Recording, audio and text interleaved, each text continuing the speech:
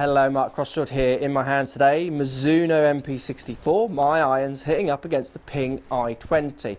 Let's give these two irons a hit and see which one comes out on top. Let's get stuck in.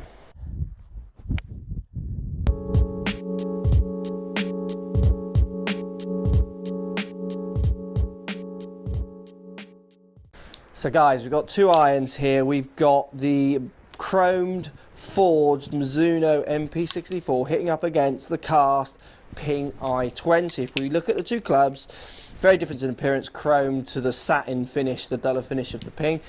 Thicker sole here on the i20 slightly, arguably a fraction more offset on the i20 as well over the MP64, and you've got this cast finish to this forged finish in the head, so they're going to get different feels off these two clubs. I've got TrackMan on. We're going to hit a few shots with both, and I'm just going to show you the numbers I get with these two clubs and then give you an idea of why I choose the 64s, the one I do, over maybe a Ping i20. So let's give it a go. Let's start with my MP64. So let's just hit 5 shots with this one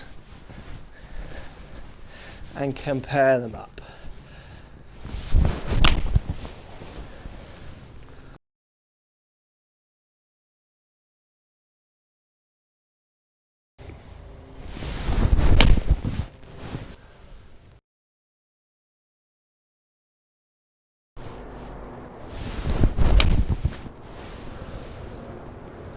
So there's 5 shots with the MP64. It's got that forged feel, which I do really like. Let's just compare up 5 shots then to the i20, and I'll show you some of the data, just so the different data I get from the two clubs. Here we go with i20.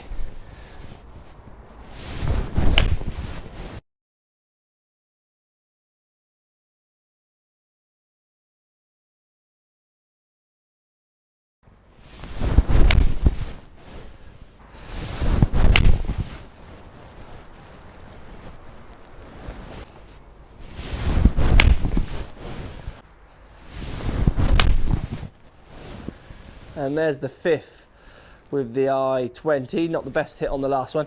Definitely i20's got that slightly firmer feel off the face. It looks to me like it's going that fraction higher. But let's look at some of the data and see if it's actually any different performance in these two clubs. So let's look at some of the data here. First 5 shots here are with my preferred MP64. Spinning around 7,500 revs with our balls, launching at 18 degrees, and the ball speed half a degree off 100 miles an hour again with these balls. Everything's a bit lower with the balls because of our neighbours, but I've done a test with all this stuff with real balls, and all that happens is the numbers go up. Between the two clubs, it makes no difference, the gaps between the two, if you like. So if we compare that to i20, i20 spun a little bit less. It also launched 1 degree higher, and the ball speed was 1 mile an hour faster. And for distance, the average distance of the i20, which I haven't got on here, but the average distance was about 6 yards further. Now, I do feel like I hit the i20 slightly better on its 5 shots, which is why I would say that average distance is a little bit further. Also, the i20 does launch that fraction higher, as you can see, 19 degrees over 18.9, 1 degree higher. And it also spins a little bit less, which will help it keep going forwards, possibly where the extra spin of mine, again, subject to strike, is just going to keep the ball maybe pushing up in the air a fraction more.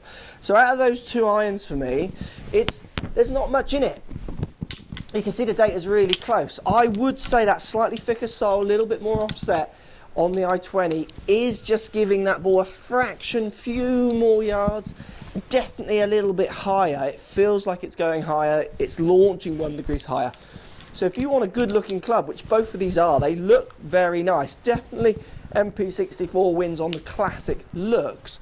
But if you want a good looking club, but with that extra bit of help, and you've tried 64s and you find them maybe just a fraction too difficult, i20 definitely a great one for a little bit more of a friendlier launch, help into the air, and a fraction, maybe a few more yards. If you want classic looks with almost equal actual performance to the i20, then 64 with a few hybrids maybe in the long irons is also a great set. So 2 great irons there. I love both of these 2 irons. I'd love to hear what you guys think, if you've tried both of these, compared them. Often lots of people won't put i20 MP64 in the same bracket, but they are very, very similar on their physical numbers, but definitely the makeup of the two clubs from the cast to the forged is different. Let me know what you think, guys. I'd love to hear what you got to say. Thanks for watching, and we'll see you all soon. So if you like what's going on here, don't be afraid to subscribe to the channel. Also thumbs up the video, post comments. Love to hear what you guys got to say. Let's keep it social. The more we talk, the more we share, the easier this game will get for everybody. So if you want to find me on Facebook here, you can find me on Facebook. If you want to tweet me, find me on Twitter here as well. Just follow the links, all in the description.